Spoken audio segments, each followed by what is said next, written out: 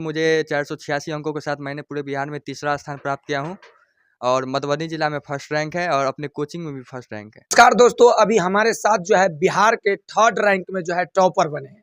बात यह है कि मिथिलांचल का जो है बेटा नाम रोशन कर दे इस प्रकार से कि पूरे भारत में जो है चर्चित चेहरा बन चुका है। आइए उनकी कहानी जानते हैं, कितना संघर्ष लगता है। सभी को एक इच्छा होता है कि काश मैं भी इस पद को जो है चयनित होता, काश मुझे भी इस मौका मिलता कि मैं इस तरीका से पढ़ता कि टॉपर बन जाता। क्या नाम हुआ, सबसे पहले ये बता दीजिए। मेरा नाम सुमन कुमार पूर्वे हुआ। ये बताइए, आप जो है कब से पढ़ाई चालू किए थे? किस कक्षा में लगा कि आपको टॉपर बनना है या अच्छे मार्गदर्शन आपको मिला? जी, जब मैं 9th क्लास में था तो मेरे कोचिंग पर हर साल सम्मानित कार्यक्रम होता है, पिछले साल के टॉपर्स को सम्मानित किया जाता है। मैं 9th क्लास में था तो चेतना आया था, तो उसमें देखा कि बहुत सारी प्रेरणा मिली हमको जी, कि मैं भी टॉपर्स करूं तो अगले साल मुझे भी इस मंच पर सम्मानित किया जाएगा। उससे मुझे प्रेरणा मिली और मैंने मेहनत करना शुरू कर दिया। ये बताइए, बिहार में आपका कौन सा रैंक आया है? मधुबनी डिस्ट्रिक्ट में कौन सा रैंक आया है? अपने संस्था में कौन सा रैंक लाए हैं? जी, पूरे बिहार की बात करो तो मुझे 486 अंकों के साथ मैंने पूरे बिहार में तीसरा स्थान प्राप्त किया हूँ और मधुबनी जिला में फर्स्ट रैंक है और अपने कोचिंग में भी फर्स्ट रैंक है। आप जो टॉपर बने हैं उस समय की बात, जब आपको रिजल्ट आया, कैसा उस समय फील कर रहे थे? क्या अनुभव आपको लगा? जी, जिस समय रिजल्ट आया तो मेरी पूरी उम्मीद थी कि मैं फर्स्ट रैंक पाऊँगा। जिस जी, हिसाब से मेरा एग्ज़ाम गया था, जिस हिसाब से मैंने तैयारी की थी, उस हिसाब से मुझे पूरी उम्मीद थी कि मैं फर्स्ट रैंक पाऊँगा। लेकिन कुछ शायद तैयारी में कमी रह गई, इसलिए मुझे तीसरा स्थान प्राप्त हुआ। थोड़ा दुखी भी हुआ लेकिन बहुत खुशी हुई। ये बताइए, जब आपको बिहार बोर्ड से कॉल आया उस समय आप क्या सोच रहे थे? क्या आपको उम्मीद लग रहा था? जी, मुझे जैसा तैयारी किया था और जैसा एग्ज़ाम गया तो उसके हिसाब से पूरी उम्मीद थी कि मुझे मेरे बिहार बोर्ड से कॉल आएगा और टॉप 10 में भी नाम आएगा। जी, जी। ये बताइए, आपके पिताजी क्या काम करते हैं? पारिवारिक जीवन में रहते हैं या किस चीज़ से जुड़े हुए हैं आपके पेरेंट्सगण? जी, मेरे पिताजी एक किसान भी हैं, साथ ही अनाज के खुदरा विक्रेता भी हैं और मेरी माताजी गृहिणी हैं। थोड़ा इसके पिताजी को दिखाया जाए। वही एक पिताजी है जो दिन रात कहीं न कहीं मेहनत करके इस बच्चे को पढ़ाने और लिखाने में जो है अपना कीमती योगदान दिए हैं। आज ये बच्चा जो है आपके सामने जो है किसी को परिचित कराने की ज़रूरत नहीं है। पूरे बिहार, पूरे भारत में जो है परिचित हो चुके हैं। चलिए, और उनके सर से जो गुरुजी है, कहते हैं कि गुरुजी वो चेहरा होता है जो बच्चों को हमेशा दुःख या सुख में साथ देते हैं। सबसे पहले सर, आपका क्या नाम हुआ? जी, मेरा नाम प्रमोद कुमार सिंह है। और सर ये बताइए, आप कितने साल से संस्था चलाते हैं? कितने बच्चे को अभी तक टॉपर बनाए हैं? जी, सबसे पहले आपके जो न्यूज़ चैनल है the story, the Mithila story के दर्शकों को बहुत-बहुत धन्यवाद। जो आप मेरे इस खुशी के माहौल में आप अपना जो है प्रसारण दिखाने के लिए या दर्शकों के बीच इन कामयाबी को दिखाने के लिए आए हैं। देखिए, मैं यहाँ पर 2019 से यहाँ पर आया। इससे पहले मैं 2013 से जो मेरा घर है बुंटुल, वहाँ पर कोचिंग चला रहा था। जी, जी। तो मेरा शुरू से ही लक्ष्य रहा है कि कोई भी छोटा काम नहीं होता है। कोई भी काम दुनिया में छोटा नहीं होता है, बशर्ते उस काम को जो है ना बड़े लेवल पर ले जाना होता है। सर, हमें ये पता चला है कि आपके संस्था का रिजल्ट प्रत्येक साल जो है टॉपर लिस्ट में आता है। कहाँ से ये तकनीक लगाते हैं? क्या पढ़ाते हैं बच्चों को आप? देखिए, आप कोई भी काम अगर पूरे तन मन से करेंगे, पूरे समर्पण भाव से करेंगे, तो आपको जो मुकाम चाहिए वो मिल ही जाती है। वही है हम लोगों को प्रत्येक साल जो है एक ही लक्ष्य होता है कि वह मुकाम हासिल करना है, तो मिलता है वह। ये बताइए, आपसे फिर बात करता हूँ। पहले ये बताइए, जब आपके सर आपको इतना मेहनत कराते थे, क्या लगता था? किस तरीका से आपको सर जो है कोऑपरेट कर रहे थे? कुछ जानकारी देना चाहेंगे? जी, बहुत अच्छा ढंग से कोऑपरेट कर रहे थे। हमेशा प्रेरित करते थे कि तुम अच्छा विद्यार्थी हो, बिहार में अच्छा रैंक ला सकते हो। इससे हमारा भी मनोबल बढ़ा और आज इसका परिणाम है कि मैंने बिहार में तीसरा स्थान प्राप्त किया। ये बताइए, आप कैसे पढ़ते थे? विषय वाइज पढ़ते थे या आपका एक अकेला सर जो है यानी सिंगल सर ही पढ़ाते थे? अलग-अलग सब्जेक्ट के अलग-अलग टीचर थे। जी, जी। जी, हमारे प्रमोद सर हैं जो फिजिक्स, मैथ और हिंदी पढ़ाते थे। जी। ब्रह्मदेव सर हैं जो साइंस और संस्कृत पढ़ाते थे। इसके बाद हमारे चाचा जी भी हैं जो सोशल साइंस के शिक्षक हैं, उन्होंने सोशल साइंस पढ़ाए हैं। इसके बाद रामकृष्ण सर भी सोशल साइंस पढ़ाए हैं। जी जी। आपका टारगेट क्या है? आप टॉपर बन गए हैं, आपका अगला भविष्य क्या सोच रहे हैं? आप क्या बनना चाहते हैं आगे? जी, मैं आगे सिविल सर्विस में जाना चाहता हूँ और देश की सेवा करना चाहता हूँ। ये बताइए, आप जब टॉपर बन गए तो ये श्रेय किसको देना चाहते हैं? इसमें किसका किसका भूमिका रहा है आपको टॉपर बनाने में? इस टॉपर बनाने में सबसे पहले तो मैं अपने माता पिता को धन्यवाद देना चाहूँगा, जिन्होंने मुझे सिर्फ पढ़ाई के लिए स्वतंत्र रखा।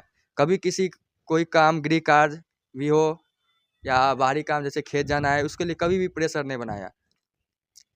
ये और बताइए। बोलिए। इसके बाद मैं अपने चाचा अशोक पूर्वे, अपने कोचिंग माँ शारदे कोचिंग सेंटर जो हटियागाछी में है, उसके director sir, Pramod sir, Brahmadev sir, Ram सेवक सर, रामकृष्ण सर, स्कूल के भी शिक्षक हैं जो इस सफलता तक पहुंचाने में योगदान दिए, जिसमें रंजीत सर हैं, खुशलाल सर हैं, हजारी प्रसाद सर हैं इत्यादि। और गांव के निवासी भी है जो हमें, मतलब गांव में मैं चर्चित था कि ये अच्छा लड़का है, ये मैट्रिक में अच्छा रिजल्ट आएगा, तो कहीं भी जाते तो क्या सुमन कैसा चल रहा है पढ़ाई लिखाई, क्या रैंक आएगा ना, नहीं रैंक आएगा तो देख लेना। तो उससे भी हमको था कि नहीं रैंक आएगा तो क्या होगा, तो इसलिए एक प्रेरणा मिली कि नहीं मेहनत करना है, नहीं तो गाँव में चलने नहीं देगा कोई।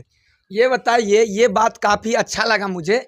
आपके गांव के लोग सब काफ़ी खुशी है, काफ़ी महसूस कर रहे हैं कि हमारे छोटे से परिवार से बच्चा जो है बिहार में नाम कर दिया है। क्या कहना चाहते हैं अपने गांव के लोगों को? जी, अपने गांव के लोगों को बहुत धन्यवाद देना चाहूँगा, जिन्होंने मुझे इस सफलता तक पहुंचने के लिए कहीं ना कहीं योगदान जरूर दिए हैं। जो बच्चे मैट्रिक में अभी प्रवेश करेंगे, उनके लिए क्या जानकारी देना है? कैसे वो मेहनत करेंगे कि टॉपर बन जाए या अच्छे रैंक ला पाए? जी, सबसे पहले तो उन्हें सिर्फ पढ़ाई पर ही फोकस करना चाहिए। उसके लिए माता पिता के तरफ से भी स्वतंत्रता होना चाहिए कि गृह कार्य से थोड़ा उसको वंचित रखा जाए। जी, जी। उसे सिर्फ पढ़ाई के लिए स्वतंत्र रखा जाए। होता है क्या, तो गृह कार्य करने से उसको माइंड उधर चल जाता है, पढ़ाई जी। में थोड़ा डिस्टर्बेंस हो जाता है। और ये भी कहूँगा कि जो थोड़ा परिवार का भी माहौल अच्छा होना चाहिए, पढ़ाई का माहौल होना चाहिए, और अच्छे शिक्षक के संरक्षण में और उनके निर्देशानुसार आपको जो निर्देश देते हैं क्लास में, उसके अनुसार चलिए, आपको एक दिन जरूर सफलता मिलेगी। ये बताइए, आपको अभी तक सम्मानित कहाँ से मिला है? सम्मानित किस संस्था से मिला, या आपके गुरुजी सम्मान कब करेंगे? कब जो है ये प्रोग्राम रखा गया है? जी, अभी इसका चर्चा नहीं हुआ है, उस सर का अपना है, जिस दिन करेंगे वो सर ही बताएंगे वो क्या है। आप मेडल पहने हुए हैं, किस संस्था से मिला है जी, मेडल? अभी फिजिक्स वाला PW जो फेमस है, जी, जी। ओवर इंडिया में फेमस है, जी, जी। वो अभी आए थे, हमको बताए उसके बारे में फैकल्टी, हमको अच्छा लगा, उसी के ये तरफ से। बताइए, आप ऑनलाइन का भी सहायता लिए हैं कि नहीं लिए हैं? जी नहीं, मोबाइल हम 10th क्लास में नहीं रखे थे। जो बच्चे मोबाइल रखकर जो पढ़ाई करते हैं, उनके लिए क्या जानकारी देना चाहेंगे? जी, मोबाइल एक अच्छा चीज़ भी है और बुरा चीज़ भी है। मोबाइल का आप सदुपयोग करके ऑनलाइन क्लासेज भी कर सकते हैं, जी, जी। और दुरुपयोग भी होता है उसका। तो अगर आपके पास मोबाइल है तो होता है क्या है, कोई टॉपिक भी है तो उसमें थोड़ा ना थोड़ा, किसी टॉपिक में थोड़ा ना कन्फ्यूजन रहता है, जी, जी, जी। तो उसको आप गूगल से कंफर्म हो सकते हैं। उसके लिए कभी-कभी हमें भी आवश्यकता महसूस होती थी, तो जी। हम पिताजी से, नहीं तो चाचा जी ही रहते थे, तो उनसे लेकर काम जी, चलाते घर थे। में किसी के बात आता था, हम कन्फ्यूजन हम लिख लेते या मन में ये रखते थे। बताइए, सोशल मीडिया से स्टूडेंट को दूर रहना चाहिए या इसे देखते हुए पढ़ाई करना चाहिए? जी, सोशल मीडिया से तो दूर ही रहना चाहिए, क्योंकि सोशल मीडिया पर आज ज़रा पॉजिटिव चीज़ नहीं है, जी। नेगेटिव चीज़ बहुत है। पॉजिटिव चीज़ बहुत कम मात्रा में है, ज़्यादा नेगेटिव चीज़ है। ज़्यादा नेगेटिव चीज़, जो भी पॉजिटिव चीज़ है उसको अथी कर पॉजिटिव खोज कर जाते हैं सोच बनाकर, लेकिन वहाँ पे निगेटिव ही मिल जाता है, जिससे बच्चे डिस्ट्रैक्ट हो जाते हैं, अपना जो है रास्ता भूल जाते हैं। का लड़का टॉप कर गया, कैसा लग रहा है? आपके परिवार में कभी आप सोचे थे कि आपका परिवार में जो है इतना बड़ा नाम कर जाएगा? बहुत अच्छा लग रहा है। जी। जब ये हमारा लड़का सुमन है, जब से ये पढ़ाई चालू किया, जी। इनका भी लक्ष्य था और हमारा भी माने पूरा ध्यान था कि एक दिन बिहार टॉपर निश्चित रूप से आएगा। आप पेशे से क्या काम करते हैं? पेशे से हम किसान भी है, खेती बाड़ी भी करते हैं और छोटा मोटा धंधा करते हैं। गाँव घर में अनाज 1-2 बोरा 4 बोरा के धान तुलाते हैं, यही बेच के इनका अपना पढ़ाई लिखाई बच्चा को करवाते बस। ये बताइए, जब आपको बताया कि रिजल्ट आ गया, आपका लड़का टॉप कर गया, उस समय परिवार का माहौल कैसा रहा था? बहुत अच्छा था, बहुत खुशी थी। कितने इनके भाई हैं? 3 भाई हैं, इसमें बड़े हैं। और छोटे किस किस क्लास में पढ़ाई कर रहे हैं? एक ठो 8 में है, एक ठो 7 में है। और ये बताइए, जो बच्चे आपके गांव के, हम सोचते हैं अपने शिक्षक जो जहाँ पे पढ़े हैं, उनके लिए क्या बोलना चाहेंगे आप? बहुत अच्छे से तैयारी किया था बच्चा। जी जी। हम्म। चलिए, अब हम उस सर से आपसे बात करेंगे जो हम कुछ बात हमने किए थे। ये सर बताइए, अगला सर आप कितने टॉपर देंगे? देखिए वो कोई लिमिट नहीं होता है, जी बच्चे के जी। परफॉर्मेंस देखने के बाद ही पता चलता है। हालांकि हम आशा रखते हैं कि ये जो निरंतर हमारे संस्थान से जो अभी तक टॉपर निकल रहा है जी। और प्रत्येक साल स्टेट में कोई ना कोई रैंक जो हम लोग दे पाते हैं या बच्चे ले आते हैं, वह उसको कंटिन्यू रख सके, ये कोशिश बताइए रहेगी सर, हमारी। जादू का मंत्र है या पढ़ाते हैं? देखिए ऐसा कुछ नहीं है, ऐसा अगर होता तो सब कर लेते, संभव नहीं है। जी। उसके लिए देखिए सबसे पहले वैसा विद्यार्थी भी मिलना चाहिए।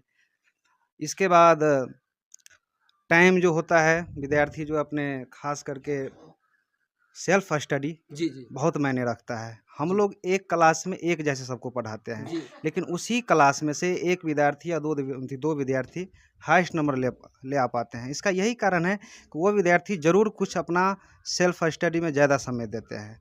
क्या आपका जो सर जो बोले हैं सत्य बात है या झूठ है? जी सही बात है। जैसे हमारे बैच में लगभग 100 स्टूडेंट है, सभी जी। को तो आगे में बोर्ड पर पढ़ाते हैं। ऐसा नहीं कि उसको स्पेशल पढ़ाते हैं, सभी को पढ़ाते हैं।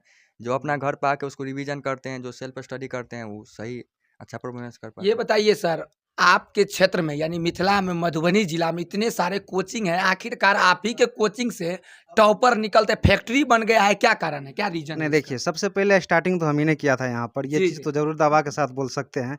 लेकिन अब हमारे जो पैटर्न है पढ़ाने का, अगल-बगल के बहुत सारे कोचिंग संस्थान है, वो जी। लोग हमारे पैटर्न को अब फॉलो कर रहे हैं। वैसे फ़ोन से भी सलाह लेते हैं, हम उसको जो है ना बिना कुछ भेदभाव किए हुए उसको हम सारी जानकारी बताते हैं। अब वो लोग भी इस बार जो कुछ टॉपर हमारे बगल के कोचिंग में हुए हैं, कुछ मैलाम के तरफ भी है, वो टीचर से भी हमसे संपर्क किए हैं, कहते हैं आपके द्वारा बताए गए पैटर्न को मैंने फॉलो किया, मेरे पास भी आज स्टेट टॉपर है। तो इससे मुझे बहुत अच्छा लगता है। सर, आपका सोच है कि 4 बच्चे को हम अच्छे बना रहे हैं, तो 4 जी, बच्चों जी, को जी, आप अच्छे एकदम। बनाए। समाज का विकास विकास बिहार करना का है, होगा। समाज का विकास। ये जो गाँव इतना पिछड़ा है ना, उसको आगे लेकर जाना है। आप कभी सोचे थे कि मतलब आपका छोटा-सा कोचिंग है, गाँव में रहते हैं, बिना एसी कूलर का जो है पढ़ाते हैं, एसी कूलर की कोई आवश्यकता नहीं है। मेहनत टॉप के कर आगे जाता है। नहीं, मेहनत के आगे जो है ना, ये मौसम तो समय पर बदलता ही है। जी, जी। लेकिन उस यानी ये कह सकते हैं ना कि विपरीत परिस्थिति में भी रहकर जो डट कर मुकाबला करता है ना, उसी की जीत होती है। आप इस साइड रहिए सर के साथ। ये बताइए, आपके टीम में कितने लोग हैं? अभी कुल मिला के 7 है, हम उसमें भी हैं, मतलब हम उसमें शामिल हैं। क्या है सर, आप थोड़ा परिचय अपना देना चाहेंगे? देखिए, सिंपली मैं ये कह सकता हूँ कि मैं अभी एक टीचर हूँ, इसके अलावा मैं कुछ नहीं हूँ। बच्चों को सिर्फ़ एक रास्ता दिखाता हूँ, बच्चे उस पर चलते हैं और अपना मुकाम पाते हैं। इसके आप अलावा मैं कुछ नहीं हूँ।